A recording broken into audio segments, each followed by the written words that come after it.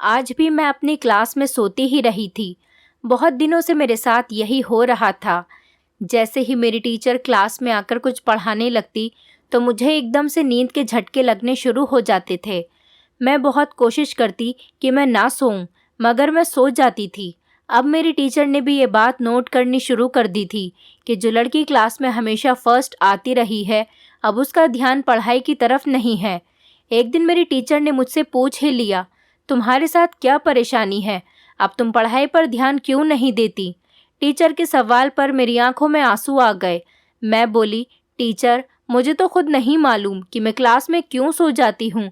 मैं पूरी कोशिश करती हूँ कि मुझे क्लास में नींद नहीं आए, लेकिन पता नहीं कैसे अचानक मेरी आंख लग जाती है। टीचर ने कहा कि तुम्हारे घर में कोई परेशानी तो नहीं? मैंने नहीं में सिर हिला दिया और बोली कि मेरे पिता का देहांत हो चुका है, मगर मेरी माँ ने घर का सारा इंतज़ाम खुद संभाल लिया है। मुझे किसी भी चीज़ की कोई कमी नहीं। हमारे घर में किसी चीज़ की, किसी बात की कोई टेंशन नहीं है। टीचर ने अपना सिर हिलाया और कहा, ठीक है, तुम जाकर बैठ जाओ, लेकिन आगे से तुम ध्यान रखना कि क्लास में सोना नहीं है। मैंने भी टीचर से वादा कर लिया, मगर फिर मैं अपने वादे पर पूरी नहीं उतर पाई। अगले दिन फिर मैं सो गई।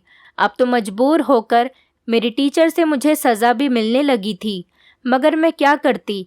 नींद पर किसी का कोई जोर नहीं होता। कहते हैं कि नींद तो सूली पर भी आ जाती है। मेरा भी इस समय यही हाल था।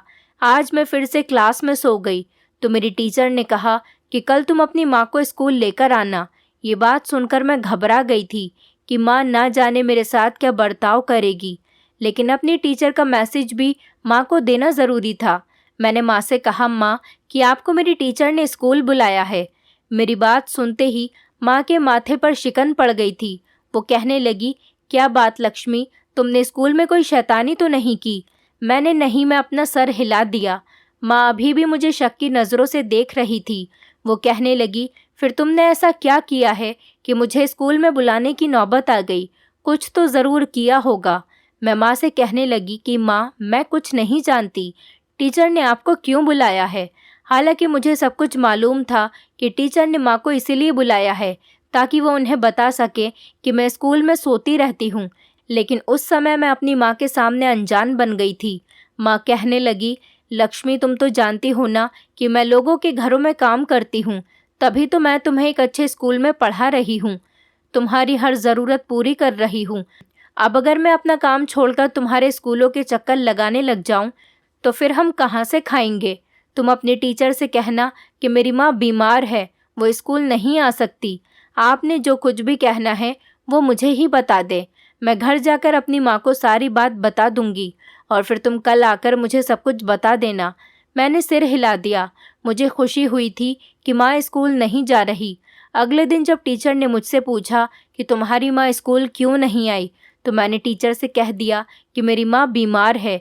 टीचर ने कहा कि जैसे भी हो तुम अपनी माँ को कल ज़रूर स्कूल लेकर आना। उन्हें कहना कि वो एक बार आकर मुझसे ज़रूर मिल लें, मुझे उनसे कुछ ज़रूरी बात करनी है। आज फिर मैंने घर जाकर माँ को टीचर का मैसेज दे दिया था, मगर मेरी माँ ने फिर से कोई बहाना बना दिया। ये बात होते होते प्रिंसिपल तक पहुँच गई थी। उन्होंने मुझे अपने ऑफिस में बुलाया और कहने लगी, लक्ष्मी, तुम एक बहुत ही ब्राइट स्टूडेंट हो, तुम्हारी तरफ से हमें कोई शिकायत नहीं मिली, तो अब तुम मुझे बताओ कि तुम 8वीं कक्षा में आ गई हो और अच्छी खासी समझदार हो गई हो, तो फिर क्यों तुम्हारी तरफ से शिकायतें आने लगी? जब तुमसे कहा जाता है कि अपनी माँ को स्कूल लेकर आओ तो वो भी तुम नहीं लेकर आती। मुझे बताओ, तुम्हें क्या परेशानी है?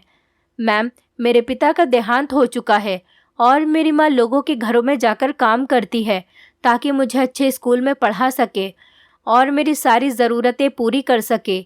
इसलिए वो स्कूल नहीं आ सकती क्योंकि उन्हें काम से छुट्टी नहीं मिलती। अगर वो ऐसे ही मालकिन की इजाज़त के बगैर छुट्टी कर लेंगी तो वो उन्हें काम से निकाल देंगी। मैडम कहने लगी, अच्छा चलो ठीक है, तुम्हारी माँ नहीं आ पाती तो समझो कि मैं ही तुम्हारी माँ हूँ। मुझे बताओ कि क्या तुम्हें कोई परेशानी है? क्या कोई बात है जिसकी वजह से तुम ठीक से नहीं सो पाती? पूरी क्लास में तुम्हारा ध्यान कहाँ पर होता है? मैं बोली, मैडम, पता नहीं क्या बात है, मुझे आजकल नींद बहुत आती है, जबकि मैं खुद पूरी कोशिश करती हूँ कि मैं जागती रहूँ। मैडम ने सिर हिला दिया और फिर कहने लगी, अच्छा मुझे ये बताओ, तुम घर जाकर क्या क्या करती हो? मैं बोली कि मैं घर जाकर 2 घंटे आराम करती हूँ। उसके बाद मेरी माँ घरों के काम करके वापस आ जाती है और वो मुझे नींद से जगाकर ट्यूशन पढ़ने के लिए भेज देती है। उसके बाद मैं घर आकर टीवी वगैरह देखती रहती हूँ और फिर 9 बजे ही सो जाती हूँ। मैडम ने सिर हिला दिया और कहने लगी, अच्छा रात में कितनी बार उठती हो? तब मेरे दिमाग में एकदम से एक बात आई और मैं बोली, मैडम मेरी माँ मुझे रात में उठाकर जूस लाने को कहती है। मैडम ने हैरत से मेरी तरफ देखा। मैं भी बहुत ज़्यादा परेशान हो गई थी। मैडम ने कहा कि आपकी माँ को इस टाइम जूस की क्या ज़रूरत पड़ जाती है? मेरा तो दिमाग बिल्कुल खाली हो गया था क्योंकि मुझे इस बारे में कुछ भी नहीं पता था। रात के इस पहर में बहुत ज़्यादा गहरी नींद में सोई हुई होती थी जब माँ मुझे उठा देती थी। मैं नींद की हालत में जूस लेकर आती तो माँ का कमरा बंद मिलता। रात बहुत ज़्यादा होती थी और मुझ पर भी नींद सवार होती थी, इसीलिए मैंने कभी भी इन चीज़ों के बारे में सोचने की कोशिश नहीं की और ना ही कभी इस बारे में अपनी माँ से सवाल किया। मैंने जल्दी से मैडम से कहा, असल में मैडम मेरी माँ की तबीयत ख़राब रहती है तो अचानक ही उन्हें भूख लग जाती है, इसीलिए मैं उनके लिए जूस ले जाती हूँ। मैडम ने कहा कि इन चीज़ों का कोई बदल तो होगा, बिस्किट वगैरह खा लिया करें, इतनी रात में आपको ना जगाया करें। मैंने जल्दी से कहा कि मैडम मैं इस बात का हल ज़रूर निकाल लूँगी, आप बेफिक्र रहें। मैंने मैडम से वादा किया और अपनी क्लास में आ गई थी। अब मेरी नींद पूरे तरीके से उड़ चुकी थी। मेरा दिमाग माँ की तरफ लग चुका था कि वो मुझसे रात में जूस क्यों मांगती हैं। ये सवाल मुझे परेशान कर रहा था। जब मैं घर गई तो माँ अपनी ही सोचों में गुम बैठी थी। उन्होंने मुझसे ये भी नहीं पूछा कि आज मैं स्कूल नहीं आई तो तुम्हारी टीचर ने तुमसे कुछ कहा तो नहीं। मैं खुद ही माँ के पास जाकर बैठ गई और बोली, माँ आज भी मेरी टीचर मुझसे पूछ रही थी, तुम हर रोज़ क्लास में क्यों सो जाती हो? क्या रात में तुम्हारी नींद पूरी नहीं होती? माँ ने मेरी तरफ सवालिया नज़रों से देखा। तब मैं बोली, मैंने टीचर से कहा कि नहीं, मेरी नींद पूरी नहीं होती। माँ ने मुझे खा जाने वाली नज़रों से देखा, जैसे मैंने कोई अजीब सी बात कर दी हो। माँ कहने लगी, क्यों, तुम्हारी नींद पूरी क्यों नहीं होती? मैं बोली, माँ आप हर रात मुझसे जूस मंगवाने भेज देती हैं तो मैं जाग जाती हूँ, इस वजह से मेरी नींद खराब हो जाती है। ये बात सुनकर माँ मुझे घूरने लगी थी। कहने लगी, अगर इतना सा काम तुम्हें बोझ लगता है तो मत किया करो, 1 गिलास जूस फ्रिज से निकाल कर लाना होता है, इसका तुमने इतना बड़ा बहाना तलाश कर लिया। मैं परेशान हो गई थी, माँ की तरफ देखती रही। माँ कहने लगी कि तुम फिक्र मत करो, मैं तुम्हें इस स्कूल से निकाल कर दूसरे स्कूल में एडमिशन करवा दूंगी। मैंने तो ये भी सोच लिया है कि मैं ये मोहल्ला ही छोड़ दूंगी, नए मोहल्ले में घर लूंगी, तुम्हें इससे भी अच्छे स्कूल में पढ़ाऊंगी। तब मैंने हैरत से माँ की तरफ देखा और उनसे कहने लगी कि माँ हमारा तो खर्चा ही मुश्किल से पूरा होता है, इन हालात में आप नया घर कहाँ से लेंगी? माँ कहने लगी, ये तुम्हारा सरदर्द नहीं है, मुझे मालूम है मुझे क्या करना है और कैसे करना है। इतना कहकर माँ उठकर किचन में चली गई और मेरे दिमाग में ख्याल आया कि जब मेरे पिता जिंदा थे तब भी माँ पिताजी से अक्सर यही ज़िद करती थी कि मैं इस मोहल्ले में नहीं रहना चाहती, तुम मुझे किसी दूसरे मोहल्ले में लेकर चलो। मगर पिताजी हमेशा यही कहते थे कि मेरी तनख्वाह इतनी नहीं है कि मैं तुम्हारे लिए नया घर ले सकूं। मेरे पिता एक बैंक में जॉब किया करते थे, अच्छा खासा पैसा कमा रहे थे, उसके बाद भी वो एक नया घर अफोर्ड नहीं कर सकते थे।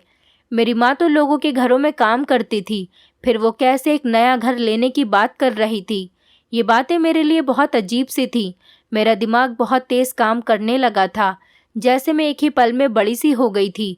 अब मैं हर चीज़ को बहुत गौर से देखने लगी थी, हर बात को समझने की कोशिश करने लगी थी।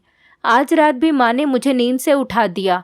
मैंने पूरी कोशिश की थी कि मैं आज जल्दी से जल्दी जूस लेकर वापस कमरे में जाऊं ताकि मुझे बाहर न सोना पड़े, मगर मेरी किस्मत ही ख़राब थी। जब मैं वापस लौटी तो माँ कमरे को अंदर से कुंडी लगा चुकी थी। जब सुबह हुई तो मैंने माँ से कहा कि माँ आपने मुझसे जो रात में जूस मंगवाया था वो आपने कब पिया? माँ मुझे गुस्से वाली नज़रों से देखकर बोली कि तुम आजकल सवाल जवाब बहुत करने लगी हो। मैं बोली, नहीं माँ, मैं तो ऐसे ही पूछ रही थी क्योंकि जब मैं जूस लेकर आई तो आपने कमरे को अंदर से कुंडी लगाई हुई थी और मैं इंतज़ार करते करते बाहर दरवाजे पर ही सो गई। कहीं आपका जूस बिल्ली तो नहीं पी गई ना, इसलिए पूछ रही हूँ। माँ हंसने लगी और कहने लगी, अरे पागल, मैंने वो कुंडी इसीलिए लगाई थी कि मैं अपने कपड़े बदल रही थी। तुम आकर एकदम दरवाज़ा न खोलो। मुझे बहुत गर्मी लग रही थी तो मैंने कपड़े बदल लिए। कपड़े बदलकर जब मैंने दरवाज़ा खोला तो तुम दरवाजे पर ही सोई हुई थी। मैंने तुम्हें उठाकर बेड पर लिटा दिया और खुद जूस पी लिया। तुम्हें पता है ना, रात में मेरी तबीयत ख़राब हो जाती है तो मुझे जूस पीने की ज़रूरत पड़ती है और गर्मी भी लगने लगती है। हमारे पास अभी एसी नहीं है, लेकिन तुम फिक्र मत करो, मैं बहुत जल्दी एसी भी लगवा लूँगी। अचानक से मेरी माँ बहुत बड़ी बड़ी बातें करने लगी थी। उनकी बातें सुनकर मैं चुप हो जाती। हालांकि हमारे पास इतने पैसे नहीं थे, फिर भी माँ न जाने क्यों ऐसी बातें करती थी कि मुझे एसी लेना है, नया घर लेना है, मुझे ये चीज़ लेनी है, मुझे वो चीज़ लेनी है। अगले दिन जब मैं स्कूल से घर वापस आई तो माँ मुझे परेशान देखकर पूछने लगी, क्या हुआ आखिर, तुम क्यों परेशान हो? मैं कहने लगी, माँ मेरी क्लास के काम के लिए लैपटॉप की ज़रूरत है। मेरी क्लास की सभी लड़कियों के पास लैपटॉप है, मगर मैं लैपटॉप अफोर्ड नहीं कर सकती। आपने मुझे इतने बड़े स्कूल में क्यों डाला है? आपको चाहिए था कि आप मुझे एक सरकारी स्कूल में डाल देती जहाँ इस तरह की चीज़ों की ज़रूरत नहीं होती। माँ कहने लगी, तुम भी किन बातों को दिल पर लेकर बैठ जाती हो? जल्दी से खाना खाकर तुम आराम कर लो। मैंने खाना खाया और सोने के लिए चली गई। माँ घर से बाहर चली गई। शाम को जब मेरी माँ ने मुझे आकर उठाया तो कहने लगी, तुम्हारे लिए मेरे पास एक सरप्राइज़ है। मैं बहुत हैरान हुई और सोचने लगी कि आखिर माँ के पास मेरे लिए कौन सा सरप्राइज़ होगा। मैं आंखें मलती हुई बाहर निकल कर आ गई। सामने ही तख्त पर एक बिल्कुल नए डिब्बे में बंद लैपटॉप रखा हुआ था। ये लैपटॉप देखकर ही मेरी नींद उड़ गई थी। मैं इस लैपटॉप को देखकर दंग रह गई। मैंने माँ से पूछा कि आपके पास इतने पैसे कहाँ से आए? माँ कहने लगी, तुम आम खाओ, पेड़ मत गिनो। मैं जो कुछ भी कर रही हूँ वो तुम्हारे लिए ही तो कर रही हूँ। तुम्हें किसी बात की फ़िक्र करने की कोई ज़रूरत नहीं। मैं लैपटॉप देखकर इतनी खुश हो गई थी कि बाकी हर चीज़ भूल गई। मैं बोली, माँ आप यहीं रहो, मैं अपनी दोस्त से लैपटॉप चलाना सीख कर आती हूँ। हमारे पड़ोस में ही मेरी एक दोस्त रहती थी। वो मेरी क्लास फेलो भी थी। उसके पास पहले से लैपटॉप था, इसलिए इससे लैपटॉप चलाना आता था, जबकि मेरे पास आज ही आया था और मुझे चलाना भी नहीं आता था। इसलिए मैंने सोचा कि मैं उससे मदद मांग लेती हूँ। मैं जब अपनी दोस्त के घर गई तो वो मेरा लैपटॉप देखकर दंग रह गई। कहने लगी, माँ ये देखो, ये वही लैपटॉप है जिसका मैं कह रही थी कि आप मुझे दिलवा दो, लेकिन बाबा तो मेरे लिए गंदा सा लैपटॉप उठाकर लेकर आए। मुझे तो इस कंपनी का ही लैपटॉप चाहिए था। पड़ोस वाली आंटी यानी मेरी दोस्त की माँ पास आकर मेरा लैपटॉप देखने लगी और कहने लगी, सच में ये लैपटॉप तो बहुत अच्छा है। वो मुझसे पूछने लगी कि ये तुम कहाँ से उठाकर लाई हो, किसका है? मैं बोली कि मेरा है, और किसका होता, मेरे लिए आज ही मेरी माँ लेकर आई है। आंटी ने मेरी तरफ बहुत हैरत से देखा और कहने लगी, तुम्हारी माँ के पास इतना पैसा कहाँ से आ गया कि वो भी लैपटॉप खरीदती फिर रही है? मैं कहने लगी, आंटी आप तो जानती हैं मेरी माँ घर घर जाकर काम करती है, हो सकता है उन्होंने अपनी मालकिन से पैसे लिए हों। वो हंसने लगी और कहने लगी, अच्छा मेरा पति तो अच्छा भला कमाता है, तुम्हें तो मालूम ही है, वो एक ऑफिस में अच्छी पोस्ट पर काम करता है, मगर फिर भी हमारे पास इतने पैसे नहीं थे कि हम अपनी बेटी को तुम्हारे जैसा महंगा वाला लैपटॉप दिलवा सके। और फिर तुम मुझे एक बात बताओ, जब तुम्हारी माँ सारा दिन घर से ही नहीं निकलती तो फिर वो कौन सा काम करती है? क्या घर में ही उसने कोई सेंटर खोल रखा है? मैं आंटी की बातें सुनकर बोली, नहीं नहीं आंटी, माँ काम करती है, वो बड़ी बड़ी हवेलियों में काम करने जाती है, दिन भर वहीं तो रहती है। वो कहने लगी, ये झूठ तुम कहीं और जाकर बोलना, हम मोहल्ले वाले सुबह से तुम्हारी माँ को देखते हैं, वो अपने घर में ही रहती है और फिर रात को एक बड़ी सी काली गाड़ी आकर तुम्हारे घर के पास रुक जाती है। मोहल्ले वाले भी इस चीज़ से बहुत ज़्यादा नाराज़ हैं। मैंने तो यहाँ तक सुना है कि इन लोगों ने ठान ली है ये तुम्हारे और तुम्हारी माँ को इस मोहल्ले से निकाल कर ही रहेंगे, क्योंकि ये एक शरीफों का मोहल्ला है। यहाँ पर तुम लोगों की ऐसी हरकतें नहीं होने देंगे। और बेटी तुम भी हमारे घर मत आया करो, ये ना हो कि मोहल्ले वाले हमारा भी जीना हराम कर दें। मेरी आंखों में आंसू आ गए थे। आंटी ये कैसी बातें कर रही हैं? मैं बोली, आंटी आप ये सब क्यों कह रही हैं? आंटी कहने लगी, अब तुम इतनी छोटी बच्ची भी नहीं हो, 8वीं कक्षा में पढ़ती हो। 8वीं कक्षा की लड़कियां तो शादी करके अपने ससुराल चली जाती हैं। मुझे पता है कि तुम भी अपनी माँ के साथ पूरी पूरी मिली हुई हो, इसीलिए इतना महंगा लैपटॉप उठाकर हमारे घर आ गई। अगर तुम शरीफ होती तो तुम इस लैपटॉप को देखकर अपनी माँ से सवाल जवाब करती कि आखिर उनके पास इतने पैसे कहाँ से आए, मगर तुमने कुछ नहीं कहा। इसका यही मतलब है कि तुम भी अपनी माँ के धंधे में बराबर की हिस्सेदार हो। मैं आंखों में आंसू लिए अपना लैपटॉप उठाकर अपने घर वापस आ गई थी। आंटी ने जो बातें की थी वो बहुत बुरी थीं। उन्होंने मेरे और मेरी माँ के चरित्र पर उंगली उठाई थी और हमारे लिए धंधे का शब्द इस्तेमाल किया था, जो कि मैं किसी भी हाल में बर्दाश्त नहीं कर सकती थी। माँ ने जब मेरा रोता हुआ चेहरा देखा तो मुझसे पूछने लगी कि क्या हुआ है, तुम इतनी उदास क्यों हो? तो मैं बोली, माँ पड़ोस वाली आंटी मुझसे पूछ रही थी कि तुम्हारी माँ के पास इतने पैसे कहाँ से आए कि उन्होंने तुम्हें इतना महंगा लैपटॉप खरीद कर दिया। माँ कहने लगी, तुम इन लोगों की बातों को दिल पर मत लिया करो। असल में मिर्ची तो इन्हें तब लगेगी जब मैं नई गाड़ी लूँगी, फिर देखना इन लोगों के कैसे चेहरे उतरते हैं। ये बात सुनकर तो मैं और ज़्यादा परेशान हो गई थी कि आखिर माँ के पास इतने पैसे कहाँ से आ रहे हैं। अब आंटी की बातें मेरे दिमाग में घूम रही थी।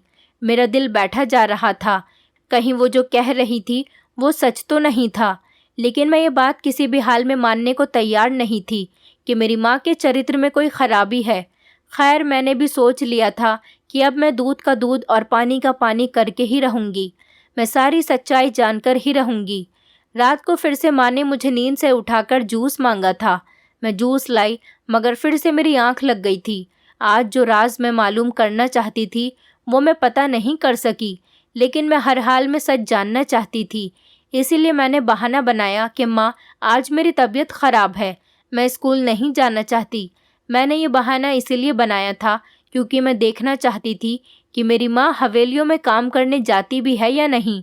माँ ने जब मेरी बात सुनी तो वो घबरा गई और कहने लगी, तुम दवाई खा लो और स्कूल चली जाओ, तुम्हारी पढ़ाई का हर्ज नहीं होना चाहिए। मैं बोली, माँ आज मुझ में बिल्कुल भी हिम्मत नहीं है, इसलिए मैं नहीं जाऊंगी। माँ कहने लगी कि ठीक है, अगर आज तुम्हारी तबीयत ख़राब है तो आज मैं भी काम पर से छुट्टी कर लेती हूँ। अब मैं अपनी बीमार बेटी को छोड़कर काम पर तो नहीं जा सकती ना। मैंने माँ से कहा कि माँ आप मेरी फ़िक्र ना करें, आप आराम से काम पर जाइए, मैं अपना ख्याल खुद रख सकती हूँ, अब मैं बड़ी हो चुकी हूँ। माँ कहने लगी, नहीं नहीं ऐसा तो नामुमकिन है, तुम बीमार हो और मैं काम करती फिरूं, तुम्हें इस हालत में छोड़कर जाऊंगी तो मुझे एक पल के लिए भी सुकून नहीं आएगा। तुम तो जानती हो कि तुम्हारे पिता के जाने के बाद तुम ही मेरा सहारा हो, जो कुछ भी हो मेरे लिए सिर्फ और सिर्फ तुम ही हो। मैं तुम्हारे लिए ही तो काम करती हूँ और पैसे जमा कर रही हूँ। मैंने सर हिला दिया, मेरी दाल नहीं गली थी। माँ ने मुझे उनका राज मालूम होने नहीं दिया था। आज वो सारा दिन घर पर ही रही और मेरा ख्याल रखती रही और मुझसे कहती रही कि चलो डॉक्टर के पास चलते हैं, तुम्हारी दवाई लेकर आते हैं। लेकिन मैंने जाने से मना कर दिया और मैं बोली, मैं ऐसे ही ठीक हो जाऊंगी। अब बस मुझे रात का बेसब्री से इंतज़ार था, क्योंकि रात को जिस समय माँ मुझे जूस लेने भेजती तभी मैं सारा राज मालूम कर सकती थी। रात को मैं गहरी नींद में सोई हुई थी जब माँ ने मुझे उठाया और कहने लगी, मेरे लिए फ्रिज से जूस लेकर आ जाओ। मैं बोली, ठीक है माँ, मैं लेकर आती हूँ। मैं इतना कहकर कमरे के दरवाजे से निकल गई थी। उसी समय माँ बाथरूम में चली गई थी और मैं जल्दी से दोबारा से कमरे में जाकर छुपकर बैठ गई। माँ को नहीं पता था कि मैं उन्हें चकमा देकर वापस कमरे में आ गई हूँ। माँ जब बाथरूम से बाहर निकली तो जल्दी से कमरे के दरवाजे को कुंडी लगा दी थी और फिर उन्होंने जो किया उसे देखकर मेरे पैरों तले से ज़मीन निकल गई थी। माँ ने कमरे की खिड़की को खोल दिया था और किसी को इशारा करके कमरे में बुलाने लगी थी। ये बात मेरे बर्दाश्त से बाहर थी। इससे पहले कि मैं उनसे कुछ कहती तभी कमरे में एक आदमी आ गया। उसने खुद को सर से पैर तक काली चादर में छुपाया हुआ था। माँ उसको देखकर कहने लगी कि अच्छा हुआ तुम आ गए, मैं बड़ी देर से तुम्हारे आने का इंतज़ार कर रही थी। मैंने लक्ष्मी को भी कमरे से बाहर भेज दिया है। अब तुम्हारे जाने के बाद ही उसे कमरे में उठाकर लाऊंगी। मुझे कुछ पैसों की ज़रूरत है, तो मुझे पैसे दे दो। मैं अपनी बेटी लक्ष्मी के लिए नए कपड़े खरीदना चाहती हूँ। उसने बहुत से दिन गरीबी में गुजारे हैं। अब मैं उसे हर तरह की खुशियाँ देना चाहती हूँ। अभी तक उस आदमी ने अपने सर से चादर नहीं उतारी थी। मैं एकदम से खड़ी हो गई और बोली, माँ, आप ये सब क्या कर रही हैं? आप मेरे बाप के साथ धोखेबाजी कर रही हैं। माँ, मैं भूखी भी मर जाती तो आपसे कभी शिकायत नहीं करती। मुझे नए कपड़ों, जूतों और पैसों की ज़रूरत नहीं। मुझे आपकी हया की ज़रूरत है। मुझे उम्मीद नहीं थी कि आप ये सब कुछ करेंगी। आपने ये सब कुछ क्यों किया? आपने एक गैर मर्द को हमारे घर में बुला लिया। इसका मतलब जो लोग मोहल्ले में बातें कर रहे थे, क्या वो सब कुछ ठीक थी? कल भी मुझे आंटी ने कहा था कि रात के समय तुम्हारे घर के पास एक काली गाड़ी आकर रुकती है और उसमें से कोई आदमी निकलकर तुम लोगों के घर जाता है। मोहल्ले के सभी लोग हमारे खिलाफ हो गए हैं। वो हमें इस मोहल्ले से निकाल देना चाहते हैं। आपने ये सब कुछ क्यों किया? मैं तो किसी से नज़र मिलाने के भी काबिल नहीं रही। अब हमें इस मोहल्ले से निकाल दिया जाएगा। क्या आपके पास कोई दूसरा ठिकाना है? बताइए मुझे, हम कहाँ जाएंगे? उसी समय इस आदमी ने अपने सर से चादर उतार दी थी। इस आदमी को देखकर तो मेरी आंखें फटी की फटी रह गई थी। वो कोई और नहीं बल्कि मेरा सगा बाप था, जिसका देहांत हो चुका था, जिसकी अर्थी मैंने खुद देखी थी। मैं बोली, पिताजी, आप यहाँ कैसे? पिताजी कहने लगे, बेटी, तुम्हारा बाप अभी मरा नहीं है, वो जिंदा है। लेकिन तुम यही समझो कि मैं जिंदा होकर भी मुर्दा हूँ। मैं अपनी मर्जी से कहीं आ जा नहीं सकता। मैंने खुद को एक घर में बंद करके रखा है। रात के समय इसीलिए निकलता हूँ कि कोई मुझे देख न ले। और फिर मैंने तुमसे भी अपने ज़िंदा होने की खबर इसीलिए छुपाए रखी। तुम अभी नासमझ नादान हो। कहीं तुम ये बात किसी और को ना बता दो। अगर तुम ये बात किसी और को बता देती कि तुम्हारा पिता जिंदा है, तो हम तीनों जेल की सलाखों के पीछे होते। बस इसी वजह से मैं तुमसे लाख चाहने के बाद भी नहीं मिल सका। मेरी आंखों में आंसू आने लगे थे। मुझे अपने पिता से नफरत सी होने लगी थी। मैं बोली, पिताजी, आपको शर्म आनी चाहिए।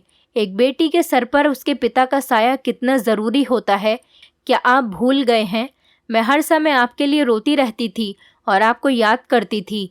मैं आपको भुला ही नहीं पा रही थी और आपने अपने आप को मुझसे ही छुपाए रखा। आपके ऐसा करने के पीछे क्या वजह है? आप मुझे सारी बात बताएं। पिताजी की भी आंखों में आंसू आ गए थे। वो कहने लगे, मेरी और तुम्हारी माँ की शुरू से ही यही तमन्ना थी कि हम अपने बच्चे को पढ़ाते लिखाते, उसकी हर ज़रूरत को पूरी करते, बल्कि उसके कदमों में फूलों के ढेर लगा देते। मैं एक बैंक में जॉब करता था। मेरी आमदनी इतनी नहीं थी कि मैं तुम लोगों के लिए एक बड़ा सा घर अफोर्ड कर सकता, गाड़ी ले सकता या तुम्हें महंगे स्कूल में पढ़ा सकता। फिर मेरी ये तमन्ना थी कि मैं तुम्हें डॉक्टर बनाता। डॉक्टर बनाने के लिए भी मेरे पास पैसे नहीं थे और मुझे उम्मीद थी कि मैं आगे भी इतने पैसे इकट्ठे नहीं कर पाऊंगा। उन्हीं दिनों में मेरे बैंक में एक नया रूल आया था। पति पत्नी के इंश्योरेंस करवाई जाती थी और पति पत्नी में से जो कोई भी इंश्योरेंस की पूरी किश्तें जमा कराने से पहले देहांत कर जाता तो उसके दूसरे पार्टनर को इंश्योरेंस के पूरे पैसे मिल जाते। मैंने सबसे बड़ी इंश्योरेंस करवाई थी, जो कि 10 लाख रुपए की थी। मैंने 4 किश्तें भी जमा करवा दी थी। फिर मैंने और तुम्हारी माँ ने आपस के मशवरे से अपनी झूठी मौत का नाटक रचाया था। मैं जानता हूँ कि ये गलत है। मैंने जो कुछ भी किया वो भी ठीक नहीं था, मगर मैं क्या करता? हालात ही इस तरह के थे कि हमारा गुजारा कम पैसों में नहीं हो रहा था और ज़्यादा मैं कमा नहीं सकता था। धोखाधड़ी के अलावा मुझे और कोई रास्ता नहीं दिखा।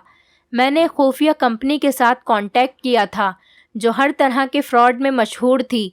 मैंने उनसे कहा कि मैं अपनी मौत का झूठा नाटक करना चाहता हूँ, तो उन्होंने ये काम करने में मेरा पूरा साथ दिया। उन्होंने ही मेरी मौत का सारा सीन क्रिएट किया और फिर सबसे छुपकर मेरी अर्थी को बदल दिया था। मैंने इन लोगों को इस काम के लिए पैसे दिए थे। उसके बाद मेरी मौत की वजह से ही तुम्हारी माँ को हम दोनों के इंश्योरेंस के 10 लाख रुपए मिल चुके और वो पैसे मेरे पास रखे हुए हैं। उन्हीं पैसों से हम दोनों तुम्हारी ज़रूरत पूरी कर रहे हैं।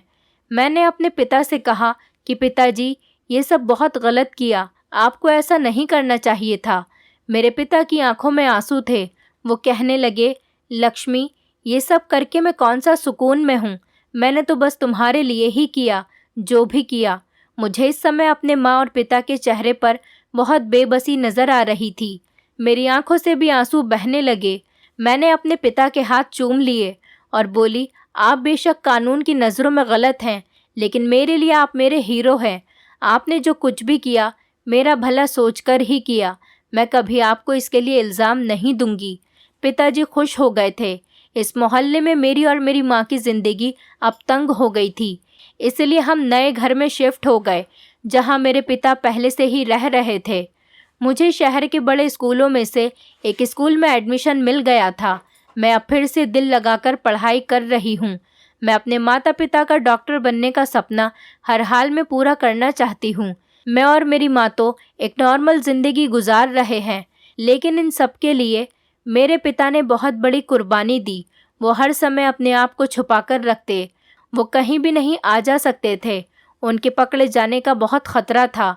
मैंने बहुत कोशिश की थी कि मैं अपने पिता का वीज़ा लगवाकर हम पूरी फैमिली विदेश में शिफ्ट हो जाएं, मगर ऐसा भी मुमकिन नहीं था, क्योंकि उसके लिए भी बहुत सारे पेपर्स की ज़रूरत पड़ती।